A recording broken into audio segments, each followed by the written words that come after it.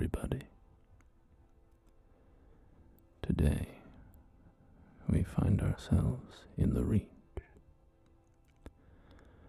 staring off at the red sun. This is a supernatural eclipse that periodically occurs on Nirn. The sun is consumed in a red darkness, and for the whole day,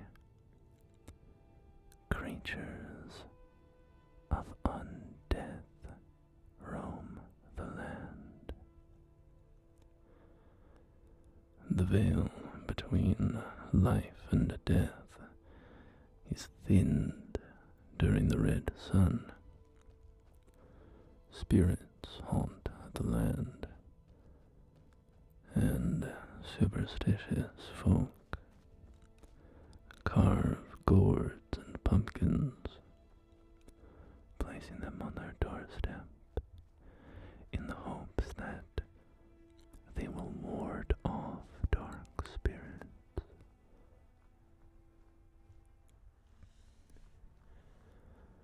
Vampires are also known to take advantage of the red sun,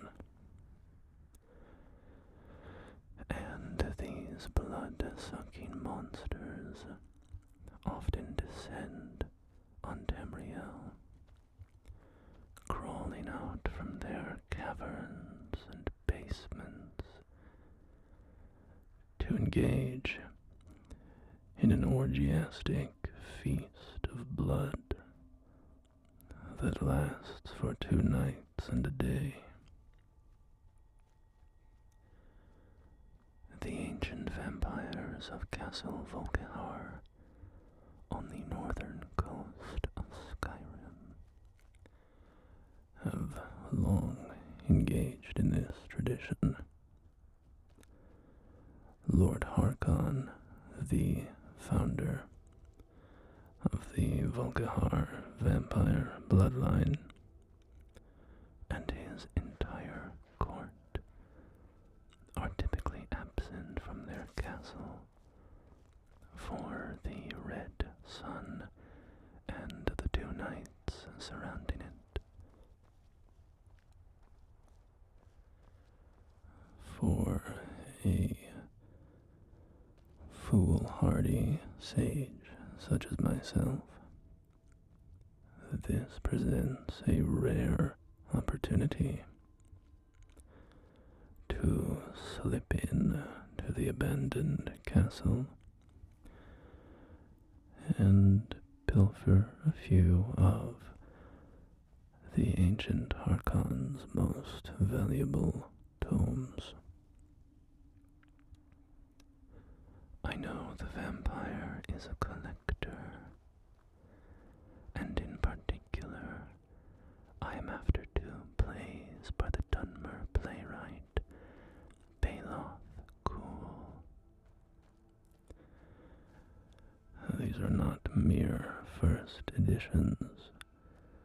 These are final drafts of the plays, written in Cool's own hand. There are few prizes that I desire more for my collection.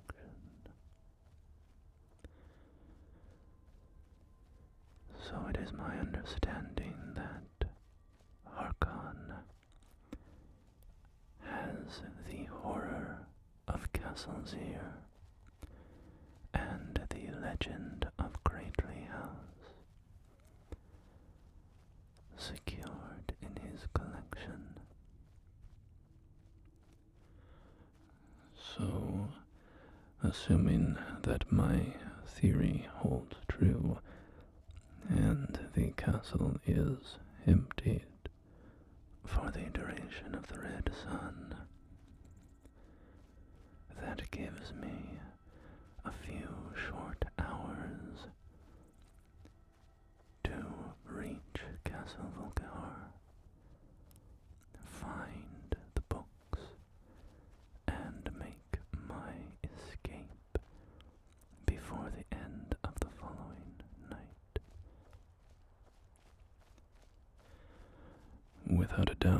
this is the most risky quest for a book I have ever embarked on.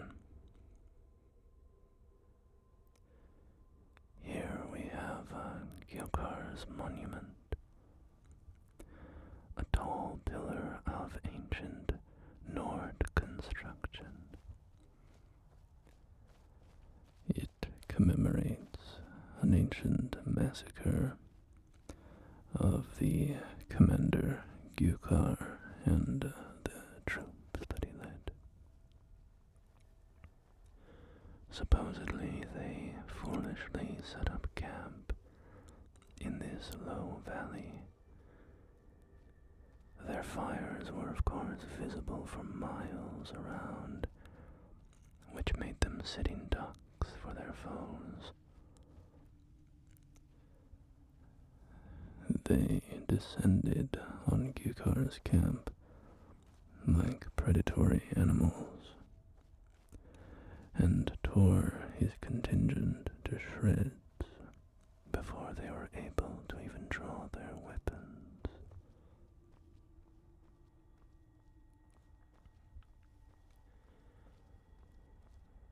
I cannot say how safe the journey will be today. Tales of ghosts traversing the land during the Red Day are somewhat exaggerated, but it is a real enough phenomenon. And besides, in ill-omened times such as these, dangers are prevalent enough, even without the intervention of supernatural forces.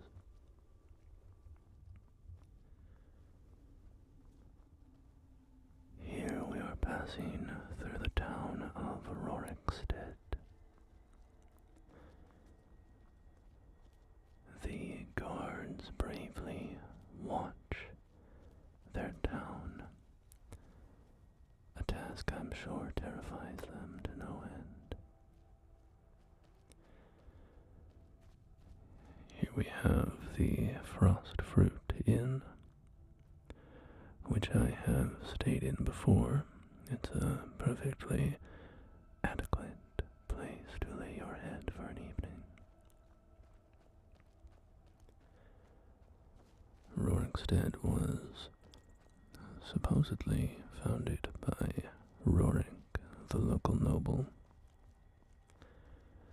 He bought the land around here during the Great War and has found great success in farming since.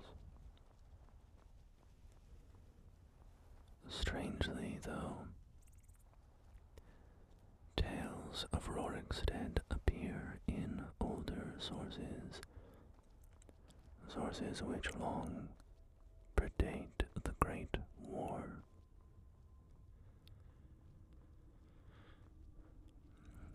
It's possible that a town called Rorikstead did once stand there.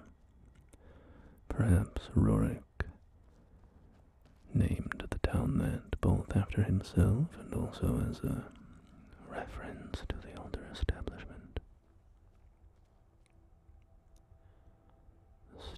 Skull on the road, strange, very strange. Strange omens. But whatever the true origin of Rorikstead is, I cannot say. It seems some danger has befallen this road. A corpse, stripped of its possessions, even down to the clothes from his back.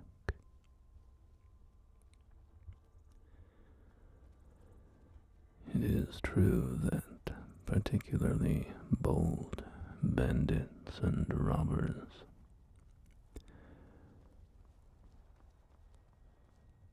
Attack innocents when the red sun rises. Due to the fear of the day, many law enforcement mechanisms do not operate. Guards are less likely to respond to disturbances, if word can even reach them. And so those who would predate on their fellow man often see the red sun as an opportunity for consequence-free plundering. Another abandoned cart on the road.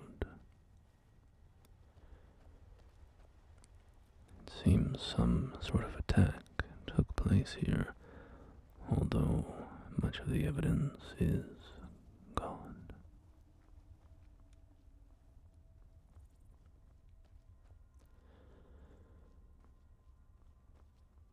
I am a perfectly capable warrior, but I must admit that traveling today even puts me on edge. I'm making quite the gamble that Castle Volkihar is empty, as I know my skills would even come up short against an army of vampires. It seems that we are encountering some of the supernatural here in Robber's Gorge. Spirits of bandits long dead have emerged. We will hurry past them. It will provide no boon to us to slaughter ghosts, if they can even be dispelled.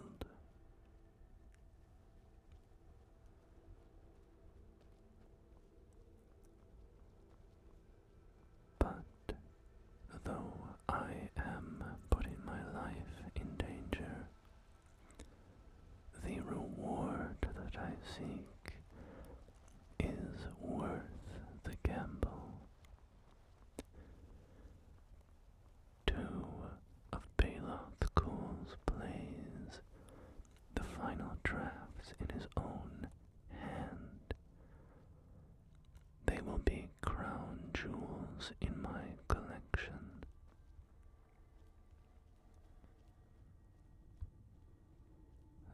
Some disturbance in the air there.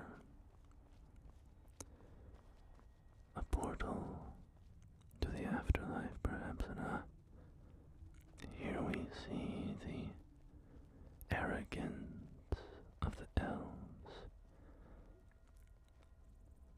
Despite the superstitions of the day, these Thalmor escort a prisoner with their heads held high.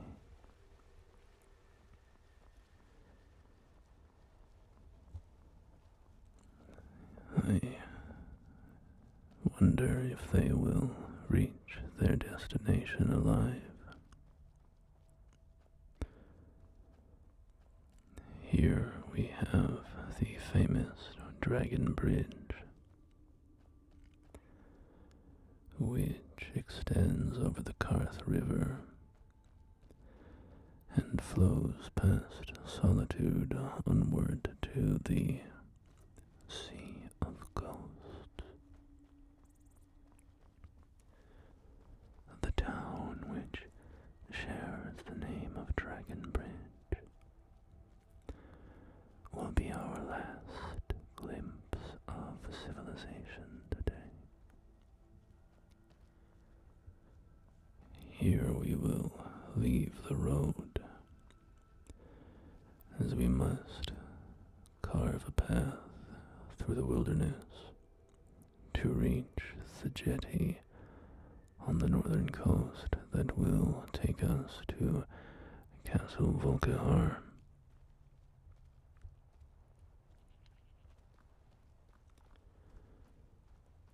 The folk of Dragonbridge seem somewhat unfazed, remaining out of doors even with the red sun high in the sky.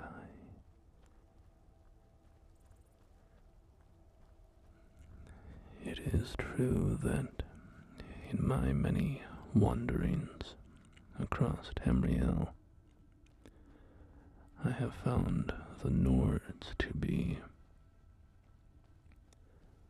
let's say, the least susceptible to fears of the red sun.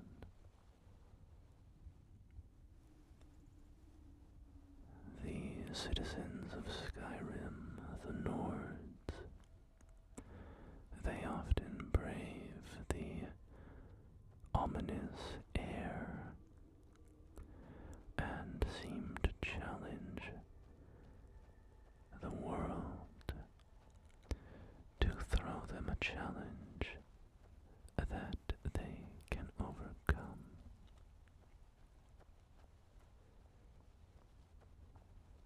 But with Castle Volkihar so near, I do find that my blood is beginning to run chill.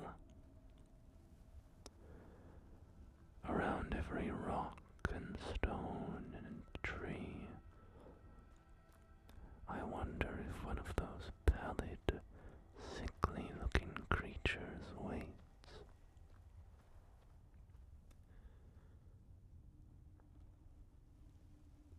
An old structure here, some shrine perhaps of the ancient North.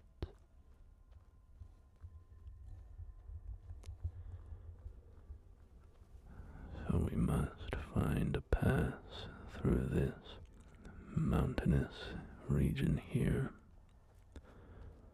So we will climb higher. I believe once I reach the old Nord ruin here, I believe it's called Volkihar, perhaps. Volkihar, something like that. There should be trails that lead us down to the Sea of Ghosts. Perhaps ancient trails for the old Nords to go fishing and bring food back to their settlement.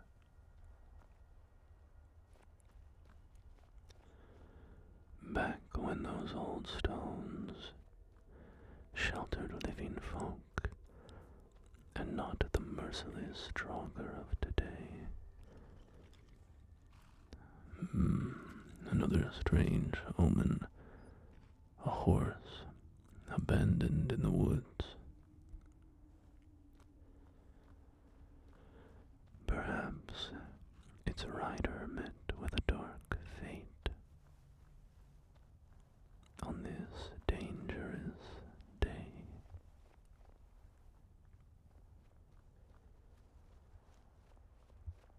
But we draw near our destination. If I may just find the right way through this glen. As long as we keep heading north, we can't get too lost. As long as I reach the coast, we can follow the waterline until we reach the jetty that I'm after.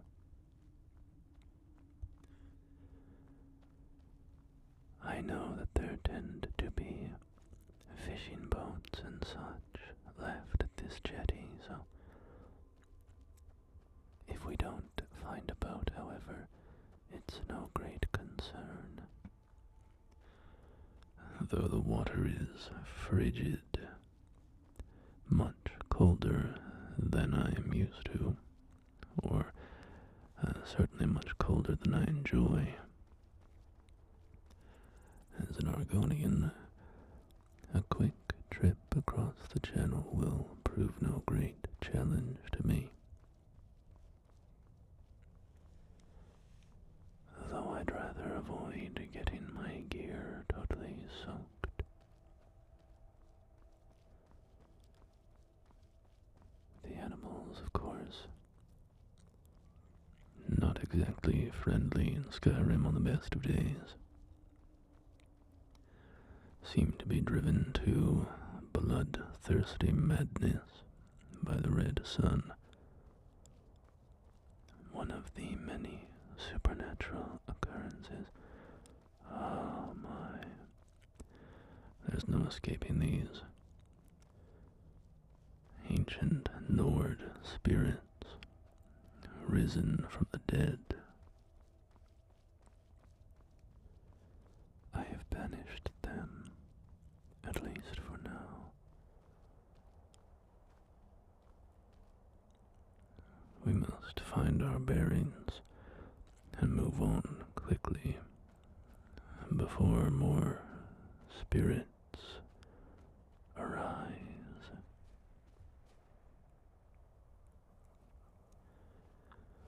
The sun is far past its zenith, and I must keep up the pace.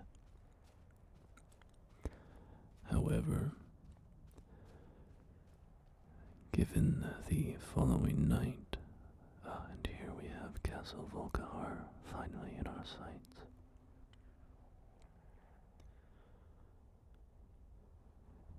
The sun is sinking low, and I must hurry, but we also have the whole following night before I can expect the vampires to return. So we are making reasonable time.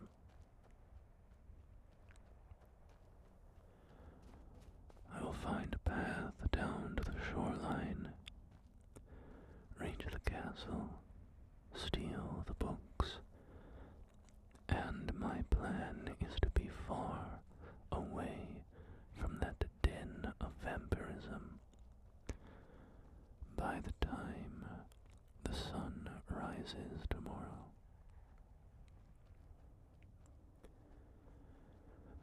I'm not sure when the vampires plan on returning, but I have no desire to run too close to that time. Caution is, of course, preferred in all things.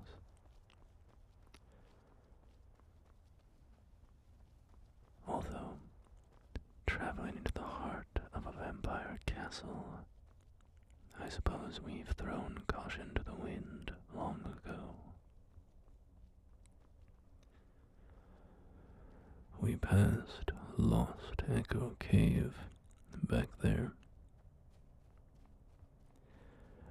A somewhat notable old burial ground, I believe, of the old Nords. It's notable for if I remember correctly, a sort of magical door mechanism, a hidden path that is revealed only by burning local fungus. I've never been inside myself, but I've read some report or other about it. When you read as much as I do, you have many stories in your head. It can be hard to keep them all straight, but I believe that is the story that I've heard of Lost Echo Cave.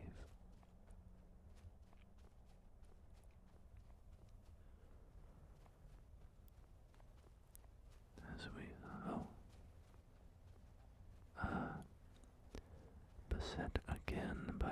aggressive wildlife. No matter if I only need kill wolves and saber cats today and the occasional ghost or two, I will find that a very lucky trip. As long as I can avoid the razor-sharp teeth of vampires, I will be quite content. I have suffered the effects of vampire sickness before. What do they call that condition? Porphyric hemophilia. Is that what they say? Medicine is not my strong suit of study.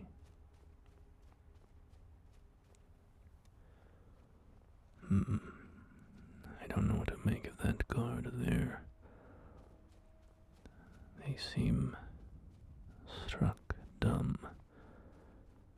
Could they perhaps have escaped from the castle? Well, on days like today, you don't want to interfere with strangers on the road, especially in such a place as this.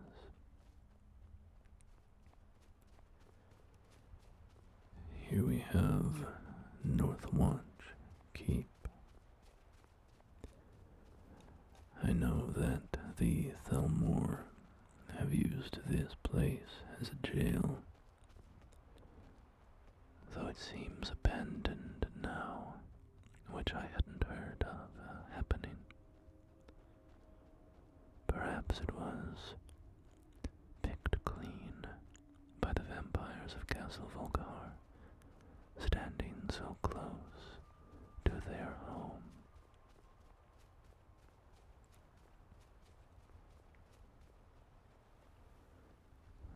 The sun is sinking below the horizon, and time is running short, but we are in luck. A boat is here at Icewater Jetty, and we can paddle our way across the channel.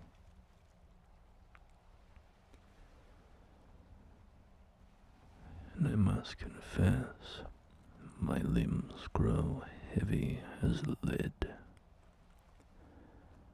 and every instinct in me screams to run the opposite direction.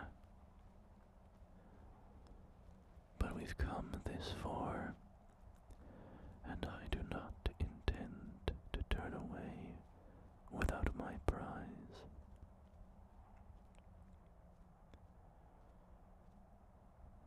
As we see the last glimpses of the red sun sinking into the sea of ghosts, we must enter Castle Volkihar. Wish me luck, and may the divines watch over us. As we step into the vampiric lair,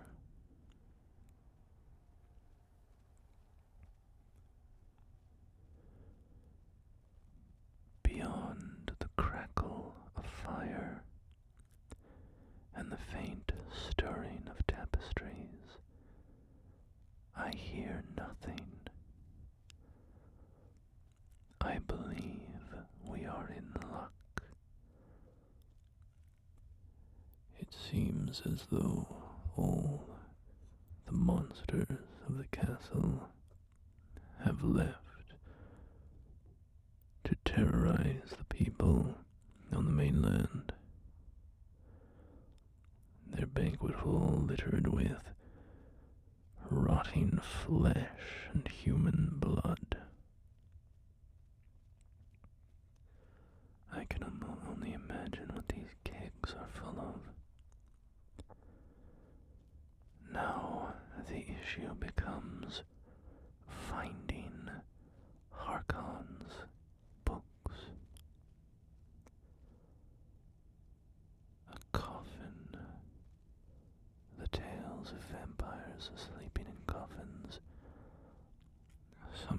sometimes thought of as childish stories are, strangely enough, often true.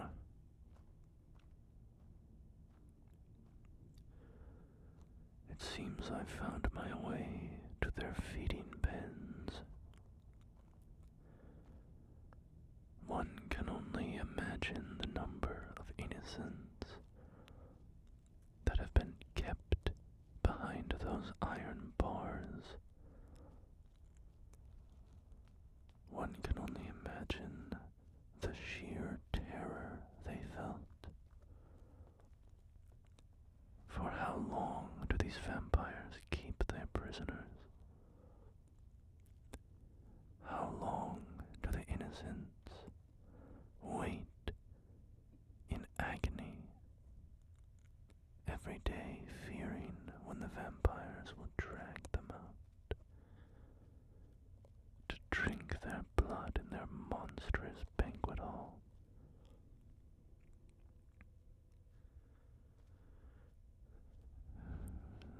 I've heard rumors that the Dawn Guard have reformed, an order of vampire hunters. They've taken residence in a keep somewhere in southern Skyrim. If this is true, I can only wish the best for those vampire hunters. These foul creatures have no place in Tamriel,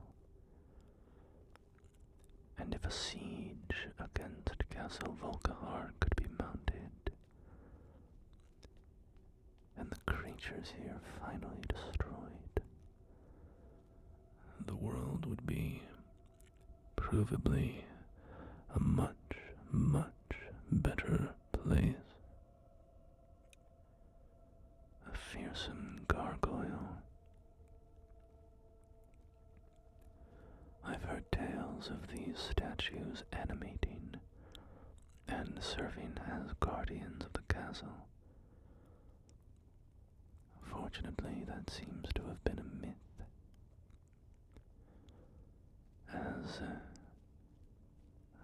As frightening as it is, the statue let me walk by in peace.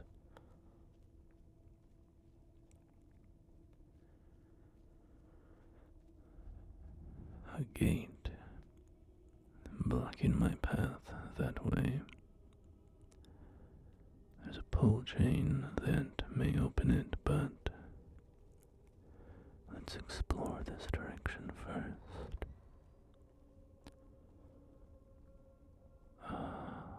This seems a fruitful room.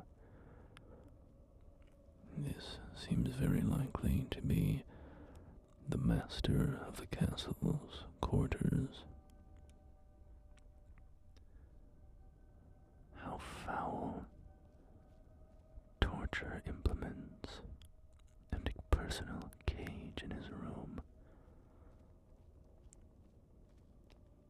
Does he take delight in torturing mortals?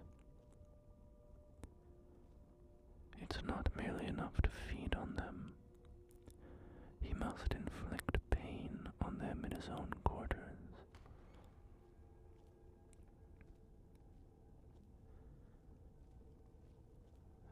Here we have his coffin.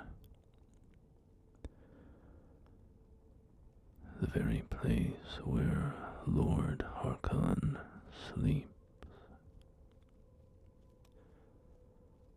But I see no books in there. Perhaps here in his seems to be a study.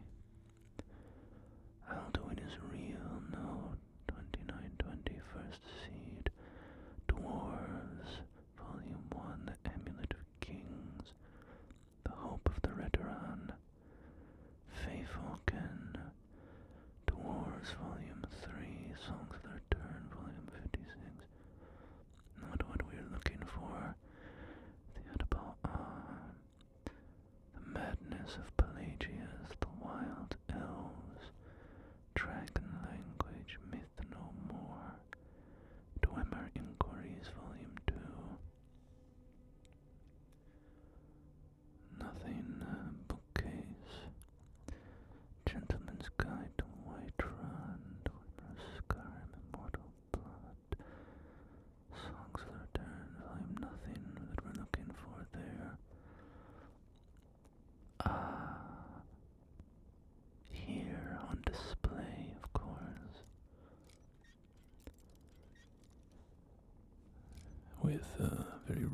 rudimentary lock protecting them. I suppose he never imagined anyone to have the boldness to even attempt this theft. And here we have them, the legend of the Krately house and the horror of Castle Xyr. Well, the sun has only just disappeared beyond the horizon.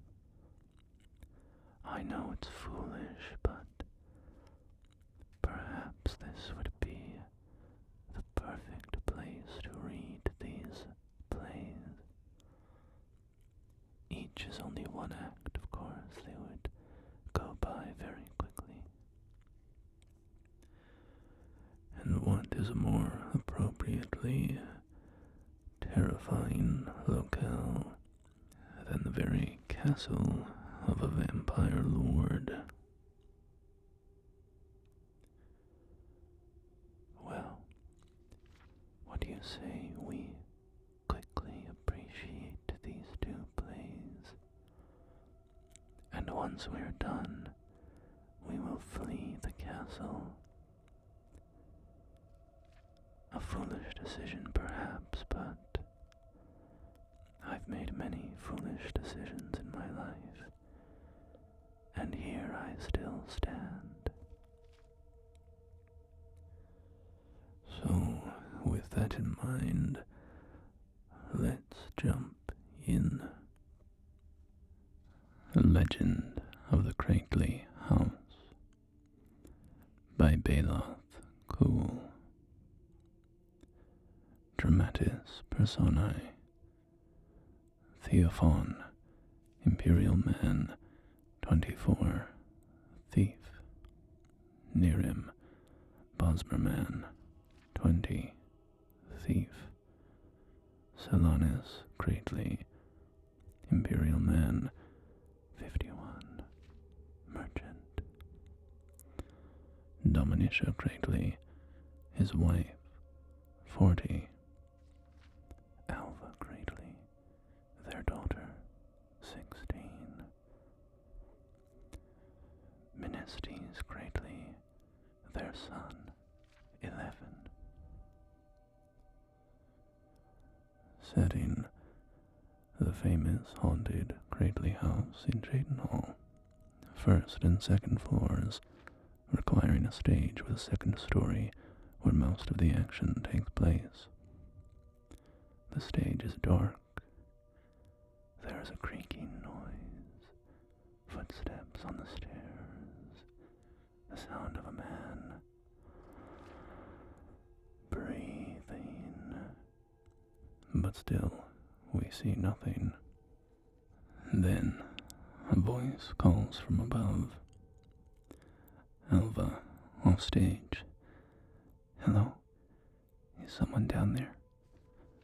Menestes, off stage. Should I wake up, Papa? Alva, off stage. No. Maybe I was imagining it. A light from a lantern can be seen coming from the upstairs, and the slim form of a beautiful young girl, Alva, descends the staircase at stage right, nervously.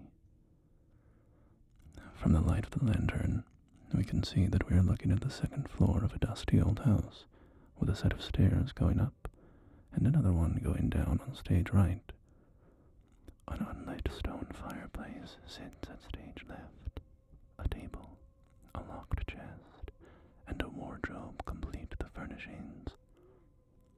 Menestes, off stage. Alva, what are you doing? Alva, I'm just making certain. Go back to bed, Menestes.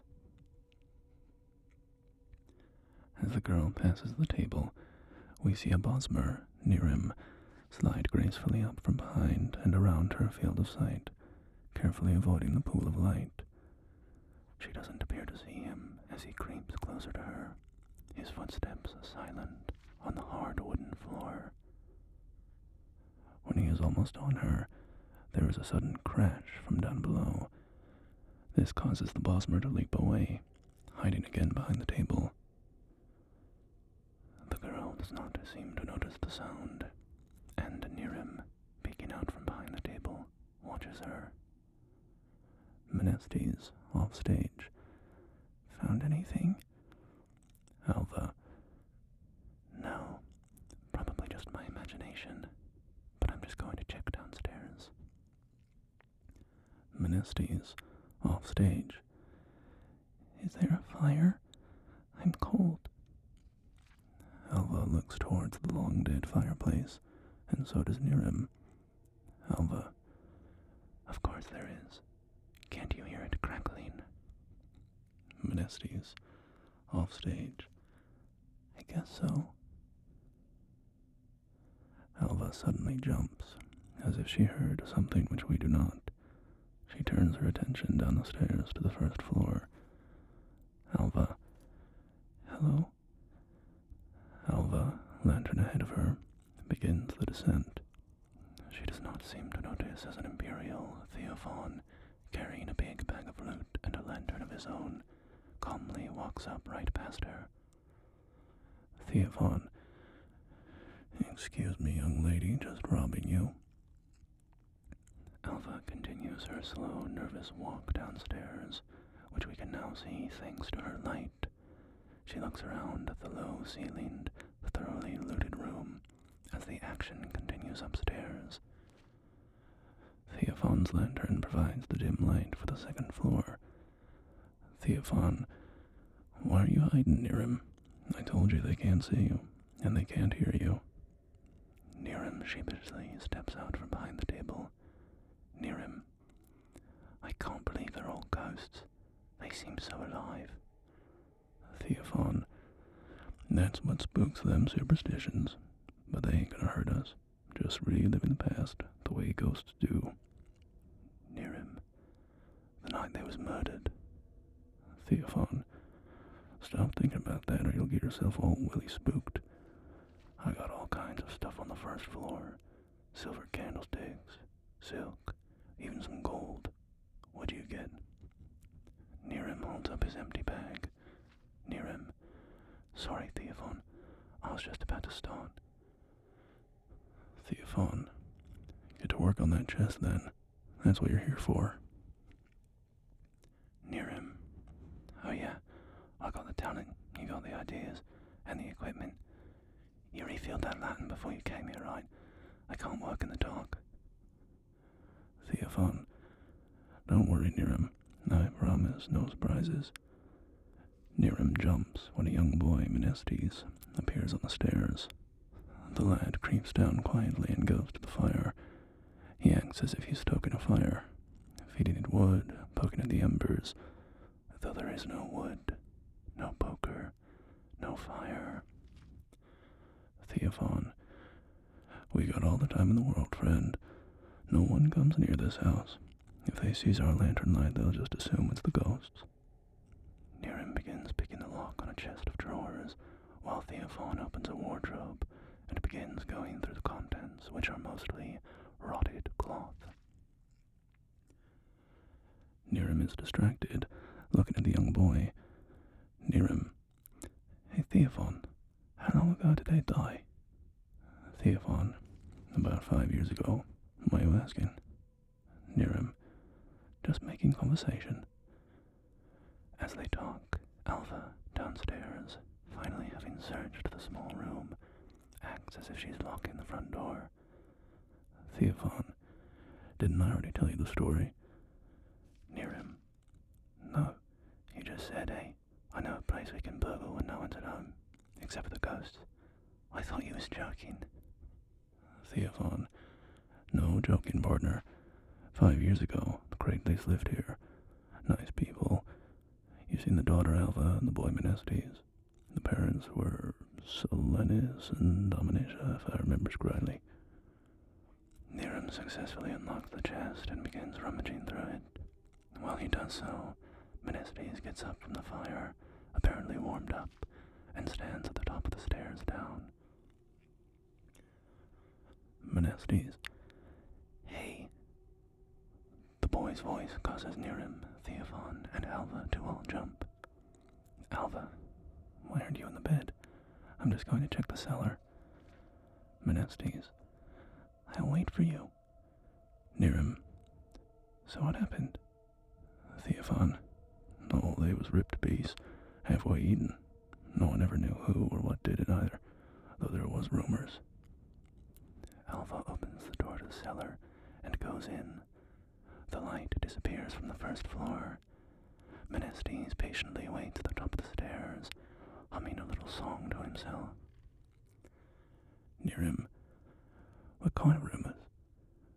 Theophon, having exhausted the possibilities in the wardrobe, helps Nirn sort through the gold in the chest. Theophon, pretty good haul, eh?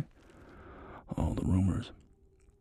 Well, he says old Lady Dominica was a witch before she married Silenus. Gave it all up for him to be a good wife and mother. But the witches didn't take too kindly to it.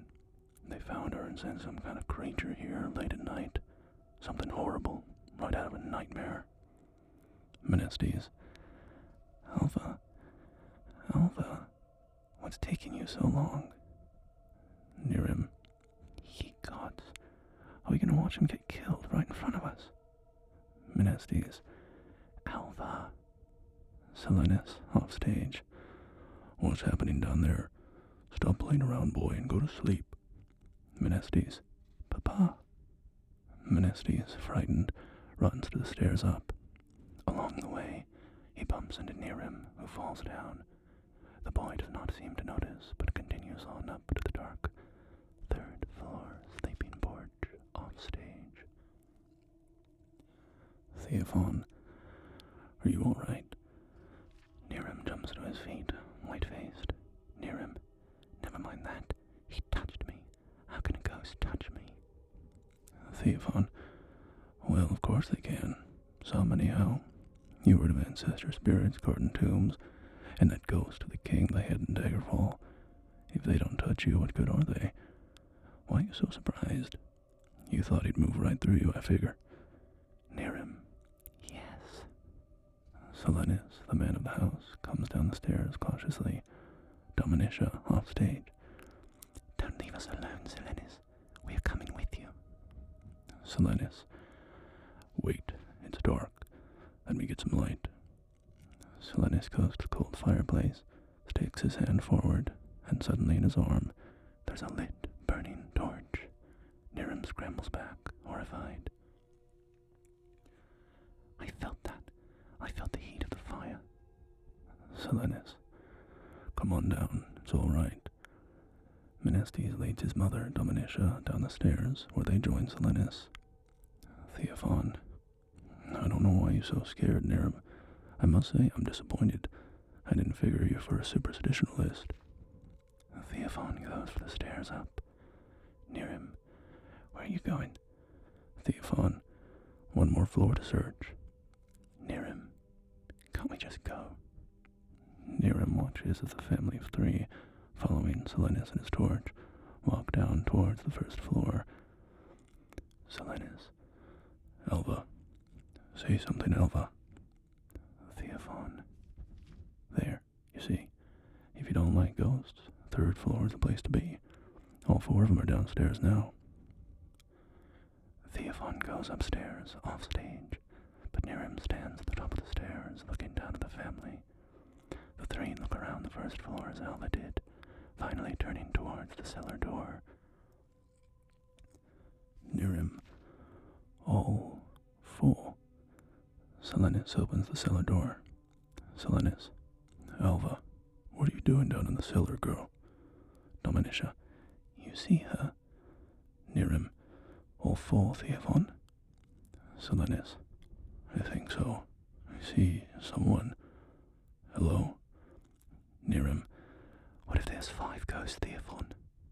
Silenus thrusts his torch in through the cellar door, and it is suddenly extinguished. The first floor falls into darkness. Menestes, Dominica, and Silenus scream, but we cannot see what is happening to them. Nirn is nearly hysterical, screaming along with them. Theophon runs downstairs from the third floor. Theophon, what is it? Nirn, what if there's 5 ghosts? The man, the wife, the girl, the boy, and what killed them? Theophon, and what killed them? Nirn, and what if it's a ghost that can touch us too, just like the others? From the darkened first floor, there's a creak of a door opening, though we cannot see it, and then there is a heavy, clawed footfall, 1 step at a time, coming towards the stairs. Theophon, don't get so upset. If it can touch us, would it make you think it even wants to? All the others didn't even notice we was here. Theophon's lantern dims slightly. He adjusts it carefully. Near him. Only what if it ain't ghost, Theophon? What if it's the same creature, and he's still alive, and it ain't nothing since 5 years ago? The footsteps begin the slow, heavy stomp up the stairs, though whatever it is, we cannot see it. Nirn notices the light beginning to dim from the lantern, despite Theophon frantically trying to fix it. Nirn, you said you refilled the lamp. The light goes out entirely, and the stage is filled with darkness. Nirn, you promised me you refilled the lamp. More footsteps, and a horrible, horrible howl. The men scream. The curtain falls. Horror of Castle Xyr, a 1-act play by Bailoth Cool. Dramatis Personae: Clavides, Captain of the Imperial Guard, Cyrodiilic; Anara, a Dunmer maid; Ulis, a lieutenant of the Imperial Guard, Argonian; Zalasa, a young Argonian mage. Late evening. The play opens in the interior great entrance hall of a castle in Skathanud, replete with fine furnishings and tapestries. Torches provide the only illumination. In the center of the foyer is a great iron door, the main entrance to the castle. The staircase up to the landing above is next to this door. On stage left is the door to the library, which is currently closed. On stage right is a huge suit of armor, 20 feet tall, nearly touching the ceiling of the room. Though no one can be seen, there is the sound of a woman singing, coming from the library door. A loud, thumping knock on the iron front door stops the woman singing. The door to the library opens, and Anara, a common-looking maid, comes out and hurries to the front door. Clavides, a handsome man in imperial garb, stands there. Good evening to you, Sarah. Clavides, good evening. Is your master at home? Anara, no, Sarah, it's only me here. My master, Sidura Kena Telvani Odolzir, is a winter estate. Is there something I can do for you? Clavides, possibly. Would you mind if I came in? Anora, not at all, Sarah. Please, may I offer you some flin? Clavides comes into the hall and looks around. Clavides, no thank you. What's your name? Anara, Sarah. Clavides, Anara, when did your master leave Skathanud? Anara, more than a fortnight ago. That's why it's only me in the castle, Sarah. All the other servants and slaves who tend to his lordship travel with him. Is there something wrong? Clavides, yes, there is. Do you know an Ashlander by the name of Sul Karifa? Anora, no, Sarah. I don't know no one by that name. Clavides, then you aren't likely to now. He's dead. He was found a few hours ago dying of frostbite in the Ashlands.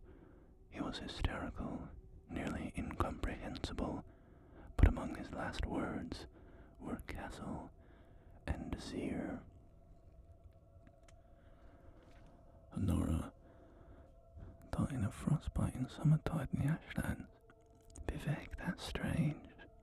I suppose it's possible that my master knew this man, but being an ashland and my master being of the house of Delvani, well, if you'll pardon me for being flippant, Sarah, I don't think they could have been friends. Clavidius, that is your master's library. Would you mind if I looked in? Anara, please, Sarah, go wherever you want. We got nothing to hide. We're loyal imperial subjects. Clavidius, as I hear our old Telvanni. Note from the playwright. This line should be delivered without sarcasm. Trust the audience to laugh. It never fails, regardless of the politics of the locals. Clavidius enters the library and looks over the books. Clavidius, the library needs dusting. Anara, yes, Sarah. I was just doing that when you knocked at the door. Clavidius, I'm grateful for that. If you had finished, I wouldn't notice the space in the dust where a rather large book has recently been removed. Your master is a wizard, it seems. Anara, no, Sarah. I mean, he studies a lot, but he don't cast no spells, if that's what you mean by wizard. He's a keener. Went to college and everything. You know, now that I think about it, I know what happened to that book. One of the other keeners from the college been round yesterday and borrowed a couple of books. He's a friend of the master, so I thought it'd be all fine. Clavidius, this keener, was his name Warvim? Anara, could have been. I don't remember. Clavidius, there is a suspected necromancer at the college named Kina Warvim we arrested last night. We don't know what he was doing at the college, but it was something illegal, that's for certain. Was that the Kina who borrowed the book? A little fellow, a cripple with a withered leg. Nora, no, Sarah, it weren't the Kina from yesterday. He was a big fellow who could walk, so I noticed. Clavidius, I'm going to have a look around the rest of the house, if you don't mind. Clavidius goes up the stairs and delivers the following dialogue from the landing and the rooms above. Anara continues, straightening up the downstairs, moving a high-backed bench in front of the armor to scrub the floor. Anara, can I ask Sarah what you're looking for? Maybe I could help you. Clavidius, are these all the rooms in the castle? No secret passages? Anara, laughing, oh, Sarah, what would Sidora Kina Telvani Odolph's here want with secret passages? Clavidius, looking at the armor, your master is a big man. Anara, laughing, oh, Sarah, don't tease. That's giant armor, just for decoration. My master slew that giant 10 years ago, and kind of keeps it for a souvenir. Clavidius, that's right. I remember hearing something about that when I first took my post here. It was someone named Xyr who killed the giant, but I didn't think the first name was Hordolf. Memory fades, I'm afraid. What was the giant's name?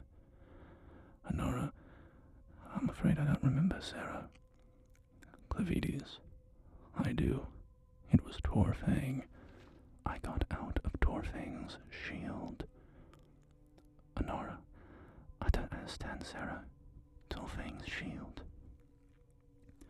Clavidius runs down the stairs and examines the armor.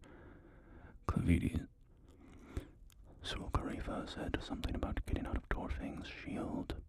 I thought he was just raving, out of his mind. Anara, but he ain't got a shield, Sarah. Clavidius pushes the high-backed bench out of the way, revealing the large mounted shield at the base of the armor. Clavidius, yes he does. You covered it up with that bench. Anara, I didn't do it on purpose, Sarah. I was just cleaning. I see that armor every day, Sarah, and Vivek, I swear I ain't never noticed the shield before. Clavidius, it's fine, Anara. I believe you. Clavidius pushes on the shield, and it pulls back to reveal a tunnel down. Clavides. It appears that Sidura Kina Telvani Horror of Xyr does have a need for a secret passage. Could you get me a torch? Anara. Bivek, I never seen that before. Anara takes a torch from the wall and hands it to Clavides. Clavides enters the tunnel. Clavides, wait here. Anara watches Clavides disappear down the tunnel. She appears agitated and finally runs for the front door. When she opens it, Ulis, an Argonian lieutenant in the Imperial Guard, is standing at the entrance. She screams. Ulis, I'm sorry to frighten you. Anara, not now, go away.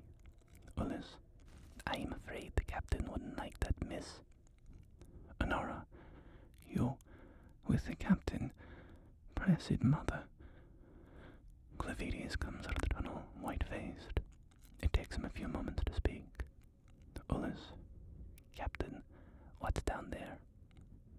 Clavides to Anara, did you know your master is a necromancer, that your cellar is filled with bodies? Anara faints. Ulis carries her to the bench and lays her down. Ulis, let me see, Zero. Clavides, you'll see soon enough. We're going to need every soldier from the post here to cart away all the corpses. Ulis, I've seen enough battles, but I've never seen anything like this. No two are alike. Khajiit, Slode, Dunmer, Cyrodiil, Breton, Nord.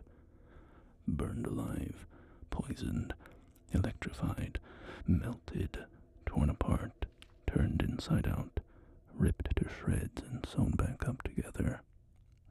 Ulis, you think the Ashlander escaped? That's what happened. Clavides, I don't know. Why would someone do something like this, Ulis? There's a knock at the door. Clavides answers it. A young Argonian woman, Zolasa, is standing, holding a package and a letter. Zolasa, good morning. You're not Lord Xyr, are you? Clavides, no. What do you have there? Zolasa, a letter and a package I'm supposed to deliver to him. Will he be back shortly? Clavides, I don't believe so. Who gave you the package to deliver? Zolasa, my teacher at the college, Kima, warned him. He has a bad leg, so he asked me to bring these to his lordship. Actually, to tell you the truth, I was supposed to deliver them last night, but I was busy. Ulis, greetings, sister. We'll give the package to his lordship when we see him. Zolasa, ah, hail, brother. I had heard there was a handsome Argonian in Scafanud. Unfortunately, I promised Kima Warden that I'd deliver the package directly to his lordship's hands. I'm already late. I can't just... Clavides, we're Imperial Guard, miss. We will take the package and the letter. Zolasa reluctantly hands Clavides the letter and the package. She turns to go. Ulis, you're at the college, if we need to see you. Zolasa, yes, fair tidings, brother. Ulis, good night, sister. Clavides opens the package as Zolasa exits. It is a book with many loose sheets. Clavides, it appears we found the missing book, delivered to our very hands. Clavides begins to read the book, silently to himself. Ulis, to himself, very pleased. Another Argonian in Scafanud, and a pretty one at that. I hope we weren't too rude to her. I'm tired of all these women with their smooth, wet skin. It would be wonderful if we could meet when I'm off duty. While Ulis talks, he opens the letter and reads it. Ulis continued. She looks like she's from the south, like me. You know, Argonians from northern Black Marsh are much less.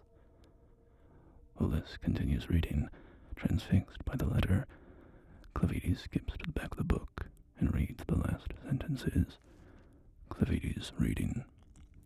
In black ink, the Khajiit mail showed surprisingly little fortitude to a simple lightning spell, but I've had interesting physiological results with a medium-level acid spell cast slowly over several days. In red ink on the margins. Yes, I see, was the acid spell cast uniformly over the entire body of the subject. In black ink, the Nord female was subjected to 16 hours of a frost spell, which eventually crystallized her into a state of suspended animation, from which she eventually expired. Not so the Nord male, nor the Ashlander male who lapsed into their comas much earlier, but then recovered.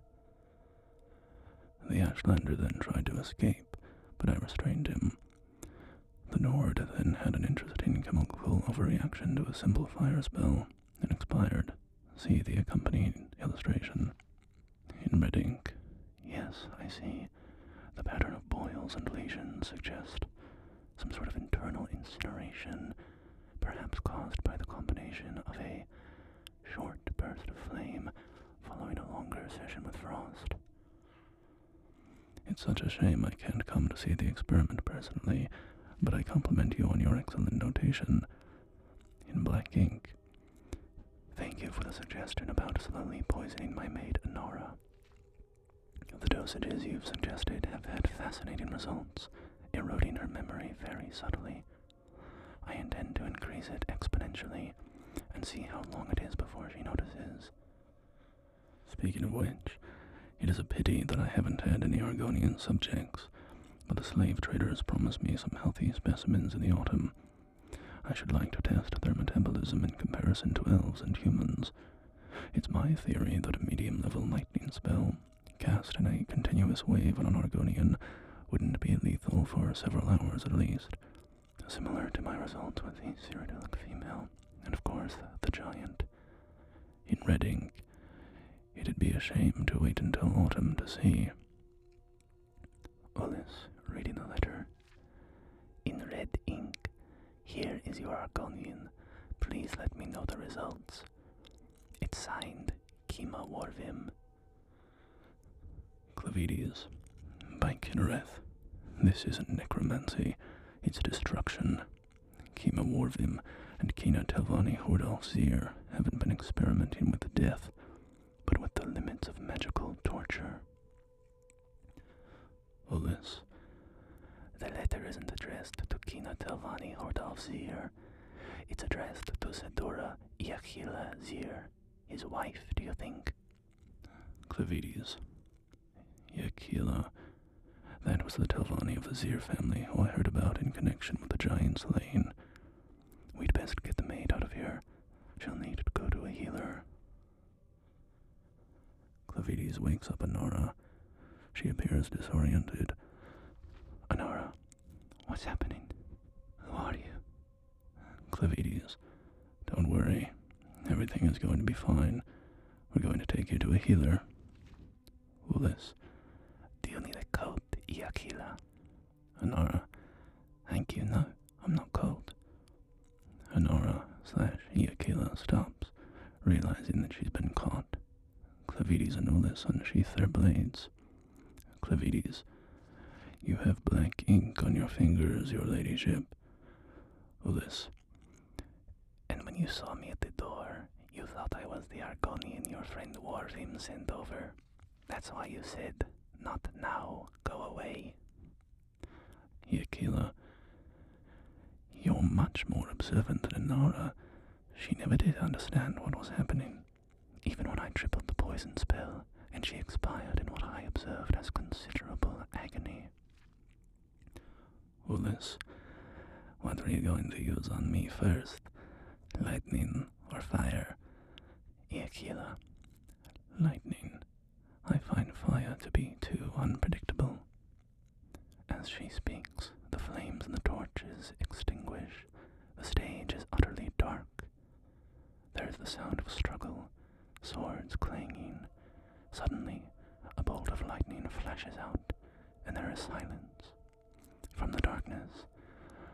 Iakila speaks. Iakila. Fascinating.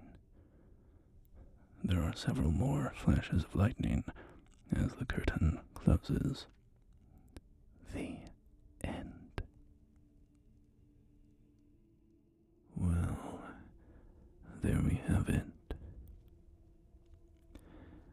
And, lucky as I am, I have not heard the doors opening, signifying the return of this castle's bloodthirsty masters. With these 2 tomes in hand, I will make my escape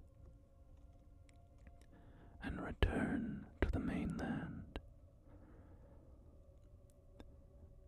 Though the night is not yet over, I think I may very well have succeeded in my boldest acquisition yet. Thank you for joining me.